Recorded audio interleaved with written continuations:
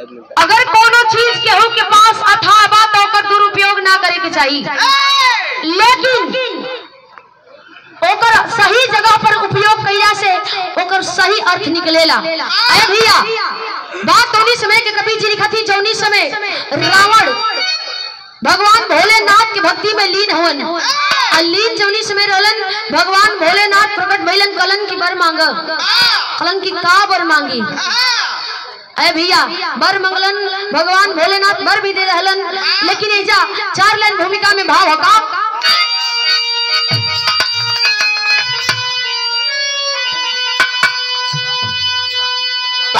बच गया हर दिशाओं में रावण का डंका, हिल गई है धरा हिल गए दिगंबर, जंग में जब चुनौती दिया बाहुबल को डगमगाने लगा आरजू अब्र अंबर, कोई दशानन के जैसा ही योद्धा नहीं जो उठाया अखंड पर्वत कैलाश को, आतिफ जो घन घमंड है रावण किए आके लंका जला देंगे।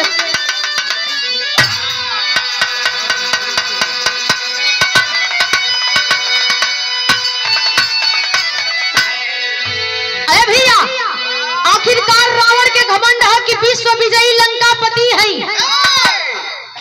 विश्व विजयी भैला के लंकापति भैला के सोना के नगरी में रहला के बहुत घमंड बा, लेकिन घमंड सबकर टूट के चूर चूर हो गई बा, ना कोई के घमंड रहल बा न रही। एक लाइन गजल का अंदाज का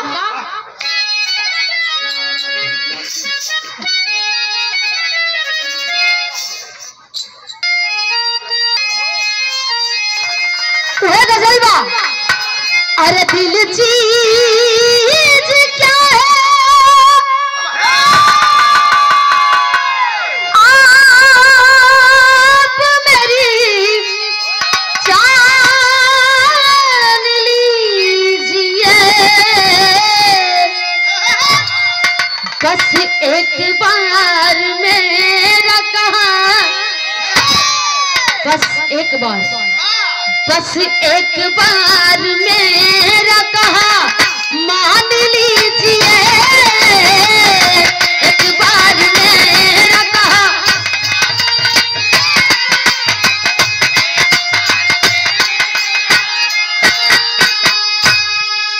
लेकिन संकेत है कभी जी लिखा था करेगा कौन दुनिया में अरे लड़ाई जंग रावण से, पछायब तक नहीं कोई, पछायब तक नहीं कोई दिखाकर जंग रावण से, पछायब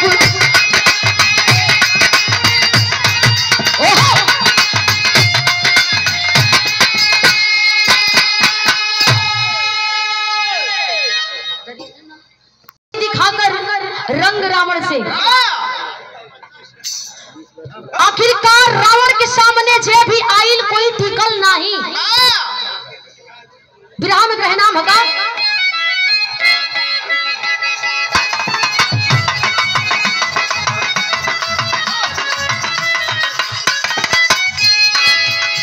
दुनिया में जिसको बल का अभिमान हो जाता, दुनिया में जिसको बल का अभिमान हो जाता, वो आदमी घमंड में शैतान हो जाता।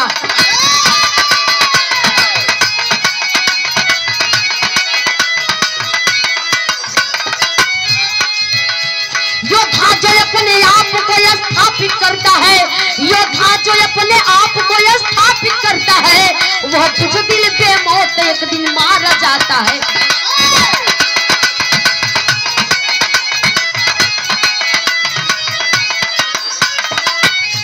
ईश्वर से बड़ा और कोई भगवान नहीं है, ईश्वर से बड़ा और कोई भगवान नहीं है, उनके सिवा कोई दूसरा इंसान नहीं।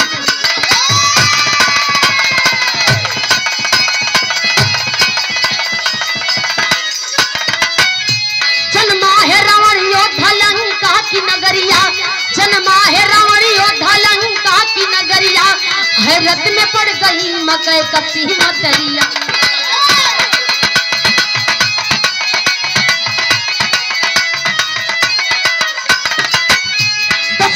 वाला कैसा ये लाल हो गया, 10 शीश वाला कैसा ये लाल हो गया। अरे ये दानव है कि देवया की काल हो गया।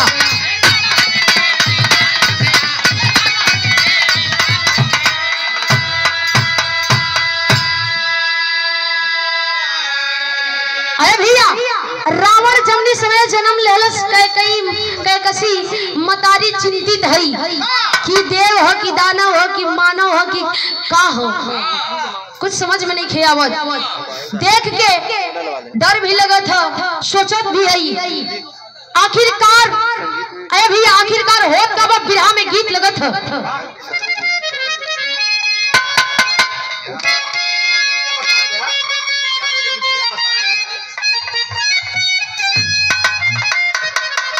और ये जिनके सुपरस्टार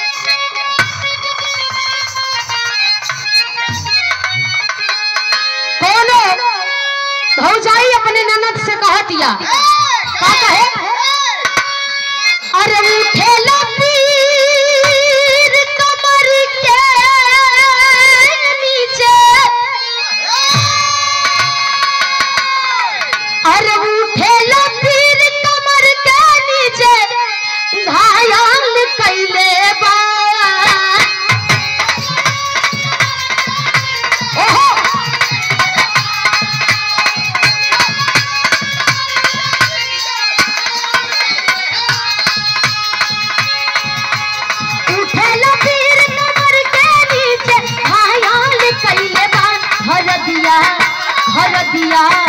हरदिया छाप ये ननदो दरदिया घायल कैले बा। हरदिया छाप ये ननदो दरदिया।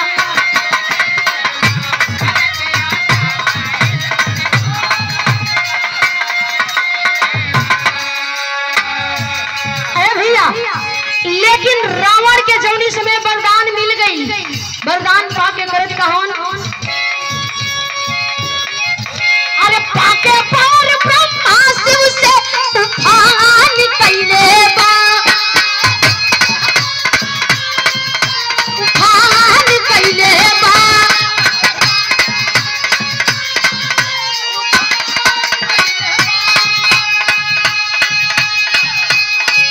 अरे पाके पर ब्रह्मा शिव से तूफान कैले बा। कि अपने दुनिया में तूफान कैले बा। कि अपने बलबीरता से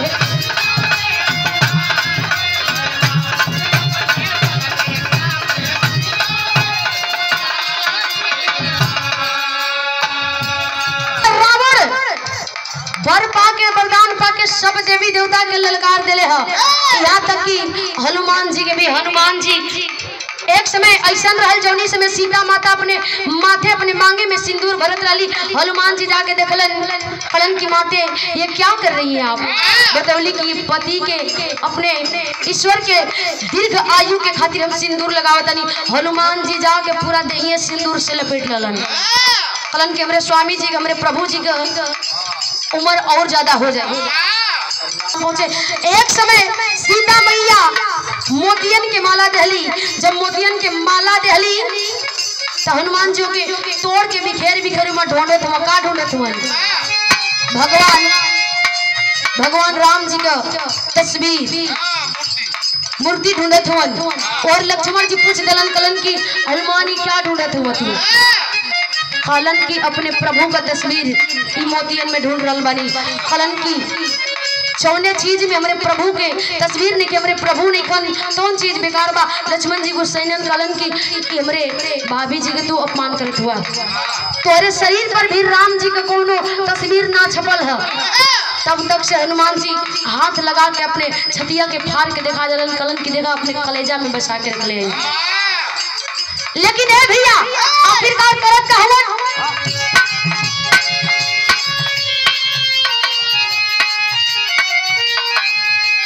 पाके पर ब्रह्मा शिव से उफान कैले बा।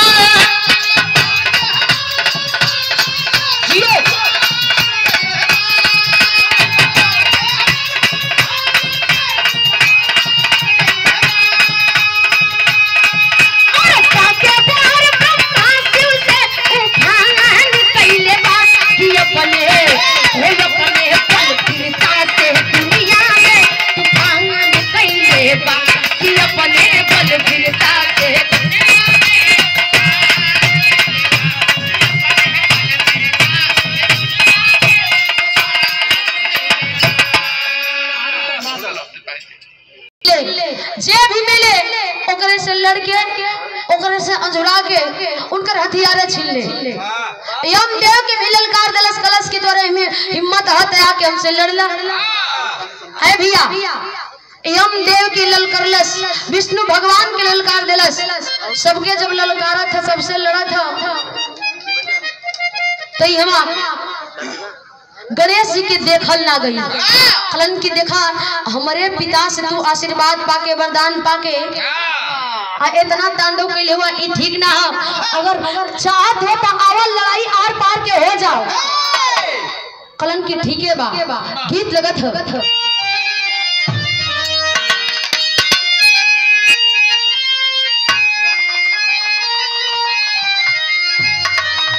कोनो भौजाई अपने ननद से पूछत या चोरी पकड़ ललस कलश की का हो किन्ने से आवत हो तोर हरियर ओढ़नी कहाँ गिरल पूछे कहे का अरे अरे नन्ना दो अरे नन्ना दो बतावा दिल के हाल।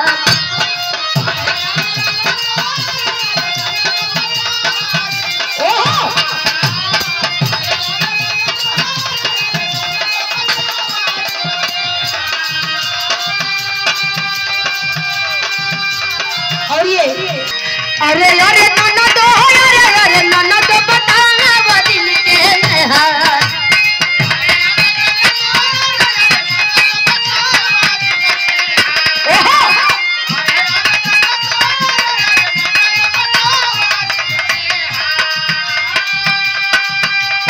अरे अरे नाना तो अरे नाना तो बतावा दिल के हाल।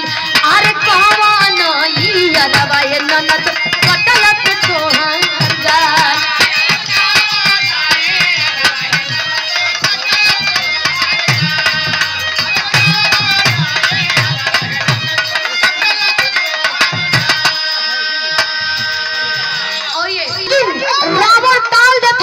ललकारे कहे का अरे अरे पीरावा अरे पीरावा उठी हालत सबके तार।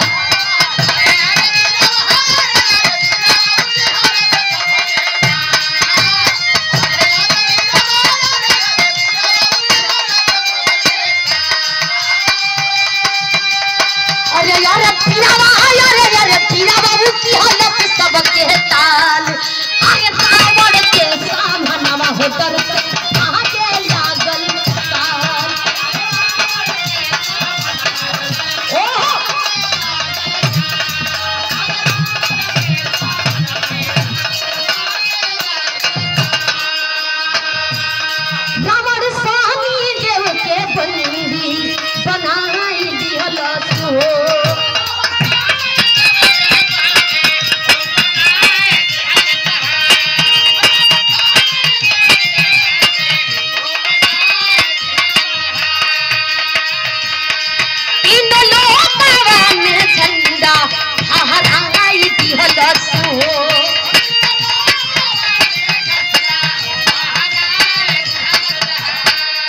और ये सत्यपाल सबके ताल देता एकदम महफिल में आके तीनों लोग डगमगा देले हैं। धरती आकाश पाताल सब देवता लोगन डर से भागत हुन, जे चाहे हम वह छुप जात। यहाँ तक कि मौत के भी चैलेंज दे दहलस कलश की तोरे में इतनी हिम्मत है तो हमसे लड़के देख ले। अरे भैया आखिर होत कहाँ गीत बदलत है।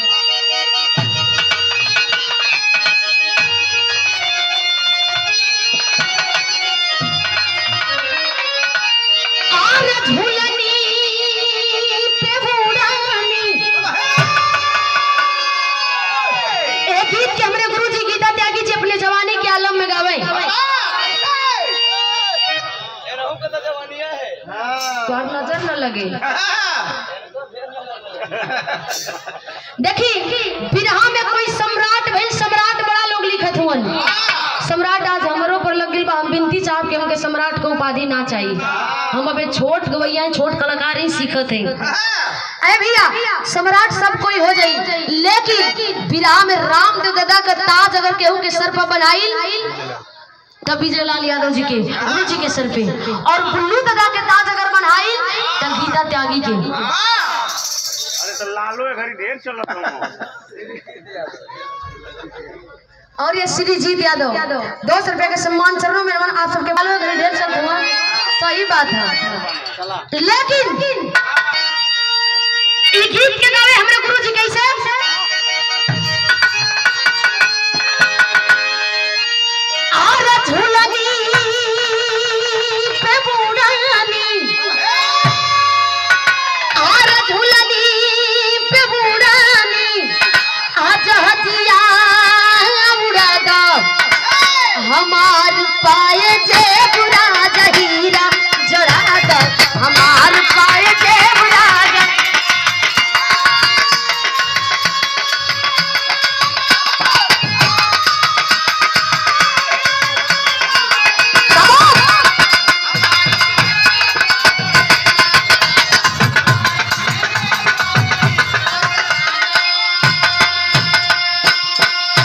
और ये अरे भैया रावण कहो तो ललकार के कहे तो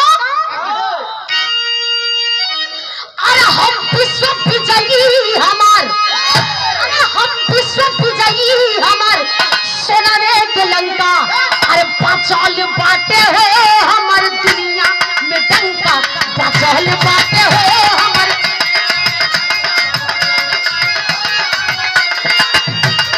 ओहो देखी के जुर्म उग्र अरे भैले गजानन अरे आई के समर में युद्ध कैले दशानन आई के समर में युद्ध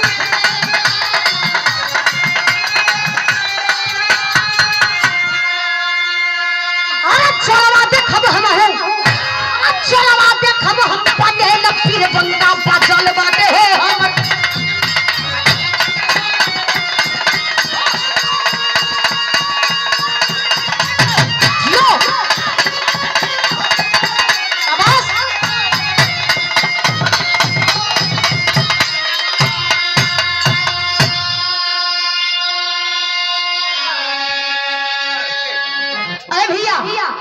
बाजाल बाटे हो हमार दुनिया में डंका एहर गजानन ललकार दहलन कलन की आवा तोहर बड़ी मन बढ़ गइल बा तोहर मन बढ़ गइल बा तोहर दवाई करे के पड़ी ए भैया गणेश जी जाके लड़त हवन 2-4 दाव आजमावला तब तक से घुमा के पकड़ ललन सही में दाब ललन सही कवरिया में दाब के अल्लाह कल दई के उनकर दतवा के हिलावे हिलावत हिलावत हिलावत लेके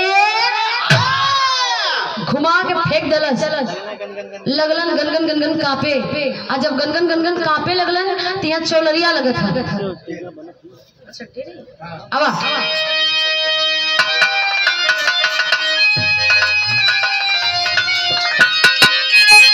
डमरू वाला बन गए डमरू वाला बन गए त ढेर दिन अहंकार के झंडा ना लहराला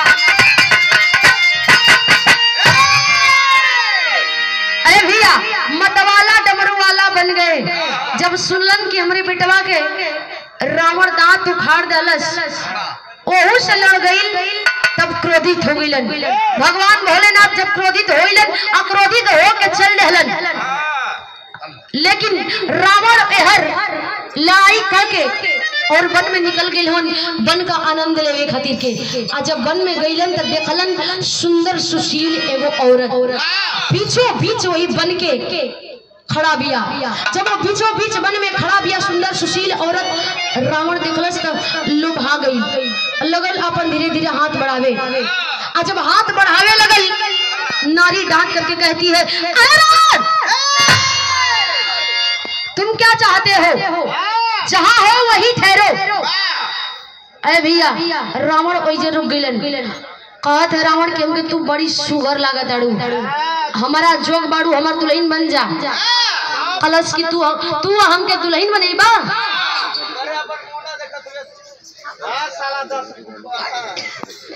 कहत है कि तू हमके दुल्हन बनेबा तू का अपने आप के समझेला रावण कहता कि विश्व विजयी लंकापति है कलश की कैसन लंकापति तोहरा नियन रावण पताल लोक में 99 गोवन ओमे से कौन तू रावण हुआ अपने आप के विश्व विजयी लंकापति समझत हुआ कलश की हमार कुछ सवाल है, उस सवाल के जवाब अगर बताई देबा तो जानब कि तू विश्व विजयी लंकापति बाड़ा। बहुत अपना आपके तू ज्ञानदाता समझेला, बहुत बड़ा विद्वान समझेला। तो सुना,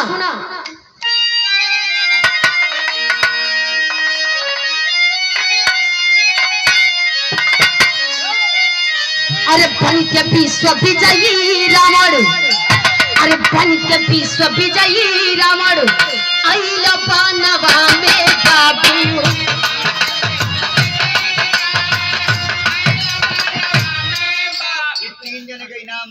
विजयी रावण आइल पानवा में बाबू।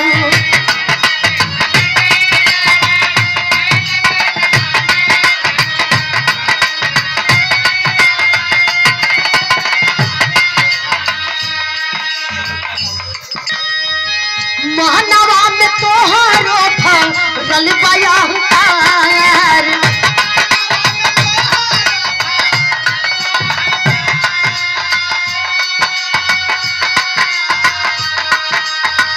जिसका विजयी के तू से हरवा बनौला भैया।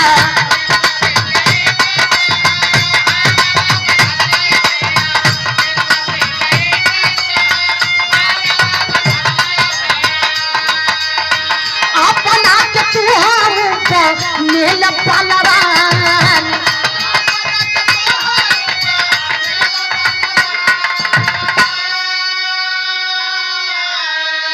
भैया, नारी कहती है कि तू अपने आप के बलवान समझेला, विश्व विजयी का ताज लेके घूमत हुआ।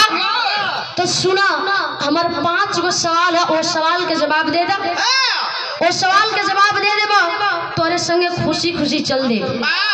है भैया, सवाल करती है नारी, क्या कौन नाम जपते अतरी मत गुसियाओ, पंख में अगो हमें अही के छवि छाओ। सवाल नंबर 2, कौन ऐसा जीव है जो कि 600 जीवों का आहार करता है। सवाल नंबर 3, कौन ऐसी औरत है जो कि 20 अरब बच्चों को साथ में लेकर के घूमती है। कौन ऐसी औरत है जो कि मरने के बाद हजारों बच्चों को जन्म देती है। सवाल नंबर 5, सार सार से जल से जलता कौन है, फल से करे न प्रीत, और सार सार से प्रेम करे न कौन है उसका मीत। 5 गो सवाल जब पूछले वहां से रावण पीछे में घुमला गईला कहा अपने पिताजी पीछे सरवा के यहाँ। जब पीछे सरवा जी के पास गईलन कहतवन की बाबू पाला पड़ गई, बाबू कलन की कहा बोला, कलन की बाबू पाला पड़ गई, लगत है कि मान सम्मान अब ना बची। एगो मेहरारू ऐलान कैले हिय 5 गो सवाल हमसे पूछ दिलस, और सवाल के जवाब बतावे के बता दा। लेकिन ओहर से भोले भगवान भी क्रोधित होके जहाँ रावण है वहीं पहुंचल हुआ। यहाँ खड़ी में कहे पड़त का,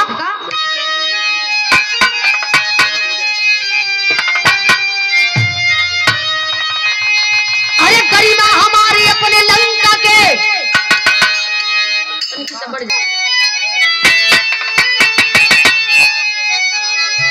अरे गरिमा हमारे अपने लंका के, अरे बचाओ बाबूजी,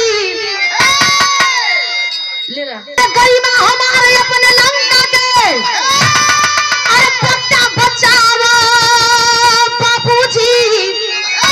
तब 5 प्रश्न के तुम्हें दवा बतावा बाबूजी।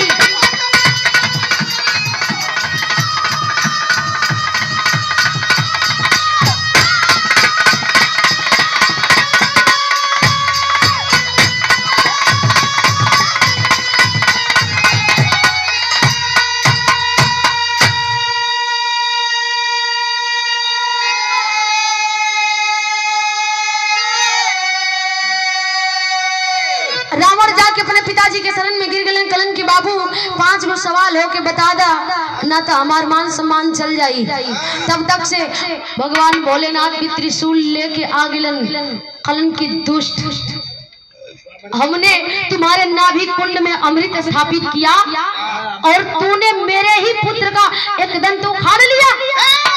तुम्हें माफ नहीं करूंगा। कलन की जौने चीज से तोके वरदान दिले ही यह त्रिशूल तोरा के मौत के कारण बनी एक दिन।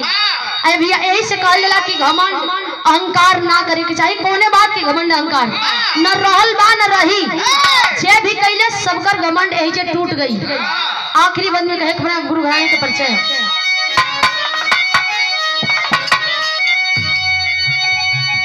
अरे काशी बुल्लू सुखनंदन जी ऐसा करो घमंड, रामदयाल रंजीत मनोहर मिलेगा उनको दंड। अरे मतवाला डमरू वाला बन गए,